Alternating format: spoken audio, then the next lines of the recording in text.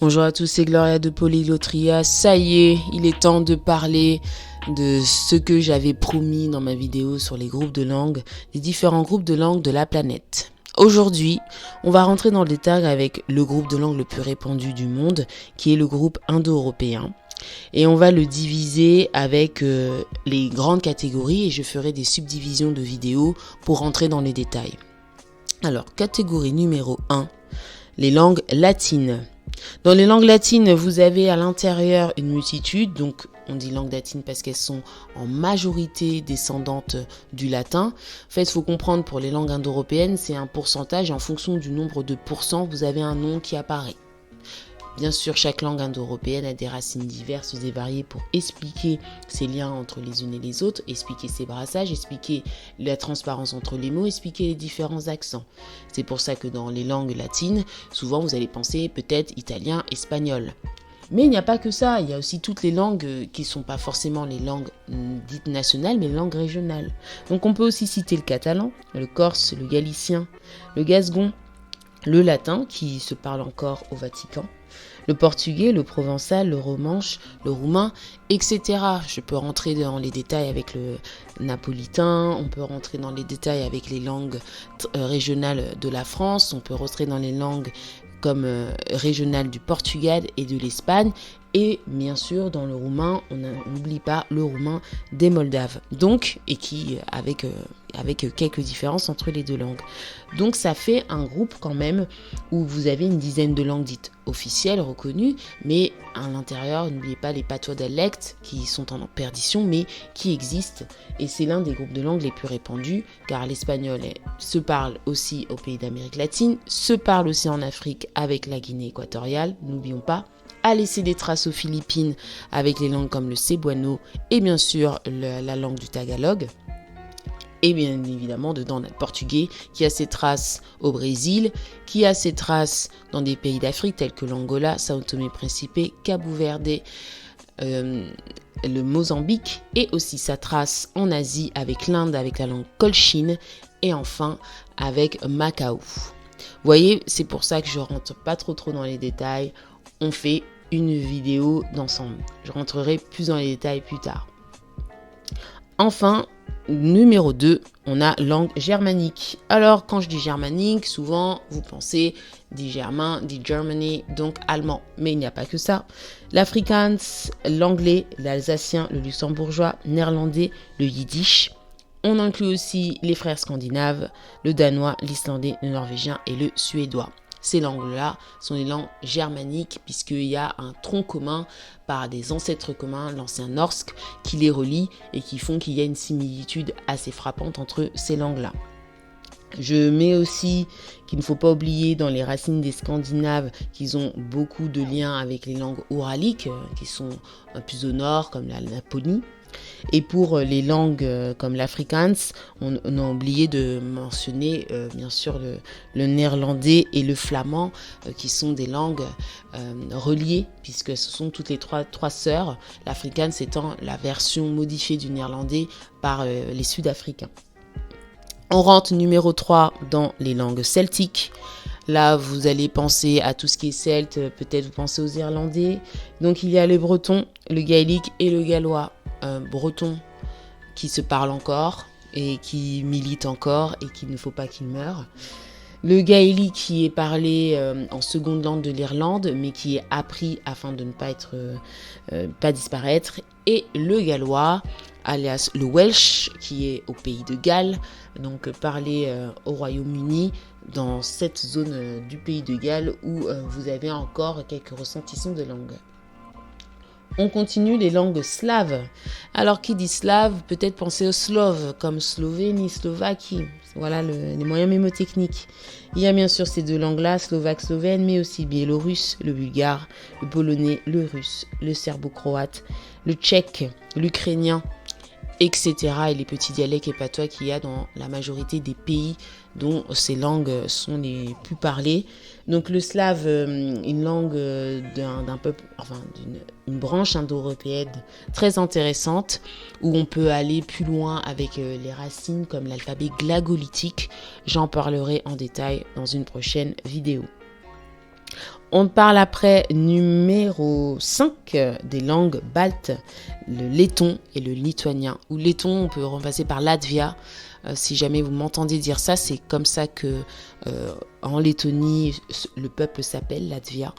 Donc, c'est deux groupes de langues indo-européennes isolées, totalement au nord de l'Europe, proches, qui ont un passé assez intéressant.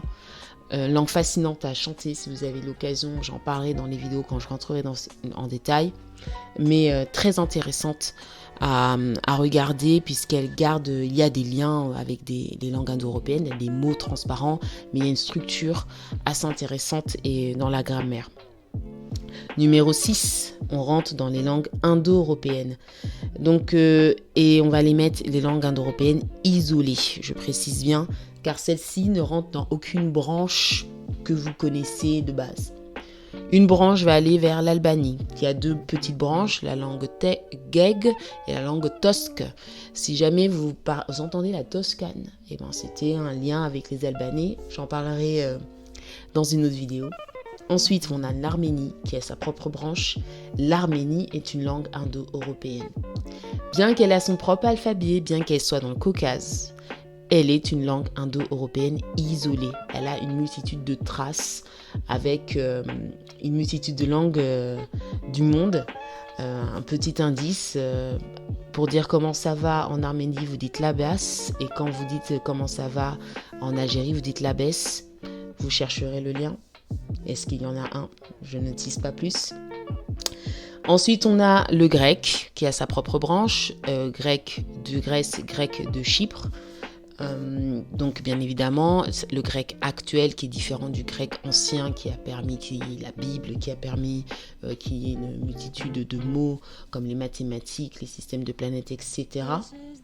On a après, j'en ai parlé dans une autre vidéo, l'espéranto créé par Monsieur Zemanov, le polonais linguiste qui a voulu unir toutes les langues indo-européennes, mais bien évidemment il y a des similitudes avec plein de petits morceaux, mais c'est pas la langue la plus facile de la planète. J'ai dans mes sources une autre langue que j'ai trouvée qui peut faire office de remplaçante de l'espéranto, mais l'espéranto étant une langue artificielle puisqu'elle n'est pas une langue officielle d'un pays, elle est une langue créée par un linguiste et elle avait un but d'unir les gens, mais bien sûr elle est excluante des autres groupes de langues, mais elle a un statut particulier. Allez voir ma vidéo qui parle de ce sujet.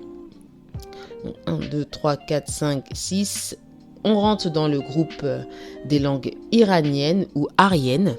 Donc, si vous entendez cette notion-là, je vous en supplie, ne pensez pas à la Seconde Guerre mondiale.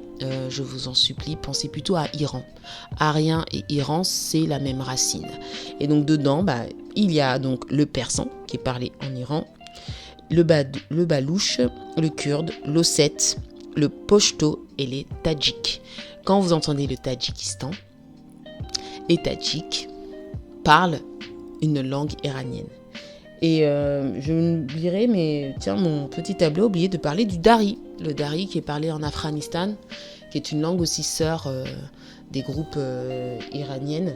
Donc, groupe de langue très fascinant qui permet de comprendre aussi le chemin de la route de la soie, qui permet de comprendre une multitude de choses sur certains systèmes pyramidaux, certains voyages d'alphabet.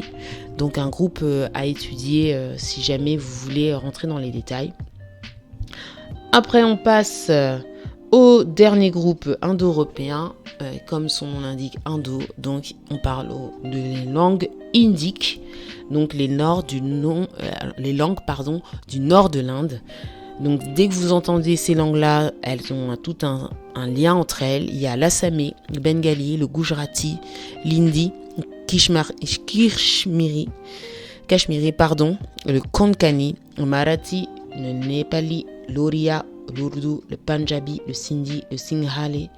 Et en petit bonus, la langue Singane, l'ancêtre des langues des Roms d'Europe, qui elle explique par une belle histoire qu'à la base, les Roms sont les descendants d'Indiens qui ont fui les Maharajas au Xe siècle et qui avaient la langue romanichelle, qui ce mot-là, qui a donné après le mot qui est relié au mot de Tsigane, et ce groupe de langues-là, leur base, les Tziganes, descendent justement de la région de Rajasthan, d'où descendait le Maharaja. Et donc, il y a une multitude de similitudes avec les langues indiennes. Et ça se voit dans les tenues, dans les danses et bien sûr dans l'ethnicité des Roms actuels. Voilà un peu la présentation de quelques langues, parce que j'ai pas parlé de tous les dialectes et patois présents dans toutes les langues indo-européennes. Il y en a, bien sûr, comme dans tout groupe. C'était une petite présentation. Je rentrerai dans les détails dans les prochaines vidéos. Et j'espère en tout cas que cette introduction vous aura permis de voir l'arc-en-ciel que représentent les langues indo-européennes et dans laquelle, en fonction de si vous êtes descendant de ces langues-là ou de ces peuples-là, vous faites partie. Si vous parlez les langues que je viens de citer, ou si vous les comprenez, dites-vous que toutes ces langues-là ont un tronc commun. Et ce tronc commun date du 5000 ans avant Jésus-Christ, pour la petite histoire. C'est-à-dire qu'à la base, les Indo-Européens étaient même situés, selon certaines cartes linguistiques, ils étaient situés vers les montagnes altaïques. Et surtout, ils n'étaient pas caucasiens. Retenez bien ça. Ils n'étaient pas caucasiens. Leur ethnicité physique, on ne sait pas, 5000 ans avant Jésus-Christ, qu'est-ce qu'elle était. Ils sont devenus caucasiens, comme ils étaient vers le mont Altaïque, en se répartissant, en allant à l'ouest. Et comme ils sont allés à l'ouest, ils ont rencontré les peuples caucasiens, et le plus ancien peuple caucasien du monde, ce sont les Géorgiens. Un autre secret que les linguistes savent, le plus ancien peuple de l'Europe, ce sont les Basques. S'il y a bien une fierté, et c'est pour ça que les Basques ne sont pas cités dans les langues indo-européennes, parce que c'est une langue à part, isolée. S'il y a bien une fierté, pour revenir sur ce point, que la France et l'Espagne doivent avoir, et qu'elle ne chérit pas assez, c'est qu'elle détient dans son peuple et dans sa langue le basque. Le basque a une histoire, on l'estime à 6000 ans, peut-être même 8000 ans, ça dépend les sources, avant Jésus-Christ. Est-ce que vous vous rendez compte ? 6000 ans avant Jésus-Christ, vous avez un système qui allait du détroit de Gibraltar jusqu'à la Norvège. Avec on les appelle les Vascoviques en linguistique. On a des traces de cette langue-là, déjà à ces époques-là, et dans des arts rupestres précis.